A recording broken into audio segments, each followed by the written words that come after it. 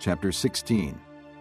In the 36th year of Asa's reign, Baasha, king of Israel, went up against Judah and fortified Ramah to prevent anyone from leaving or entering the territory of Asa, king of Judah.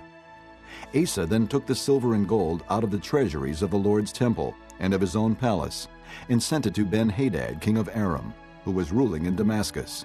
"Let there be a treaty between me and you," he said, "as there was between my father and your father. See, I am sending you silver and gold. Now break your treaty with Baasha, king of Israel, so he will withdraw from me." Ben-Hadad agreed with King Asa and sent the commanders of his forces against the towns of Israel. They conquered Ijon, Dan, Abel-Maim, and all the store cities of Naphtali. When Baasha heard this, he stopped building Ramah and abandoned his work. Then King Asa brought all the men of Judah, and they carried away from Ramah the stones and timber Baasha had been using. With them he built up Geba and Mizpah.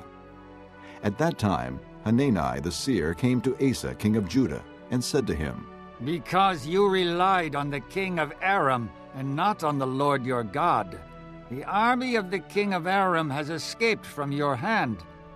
Were not the Cushites and Libyans a mighty army with great numbers of chariots and horsemen? Yet when you relied on the Lord, he delivered them into your hand. For the eyes of the Lord range throughout the earth to strengthen those whose hearts are fully committed to him. You have done a foolish thing, and from now on you will be at war." Asa was angry with the seer because of this. He was so enraged that he put him in prison. At the same time, Asa brutally oppressed some of the people.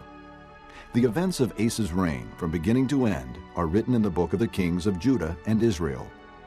In the 39th year of his reign, Asa was afflicted with a disease in his feet.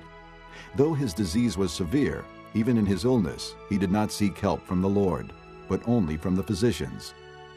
Then in the 41st year of his reign, Asa died and rested with his fathers. They buried him in the tomb that he had cut out for himself in the city of David. They laid him on a bier covered with spices and various blended perfumes, and they made a huge fire in his honor.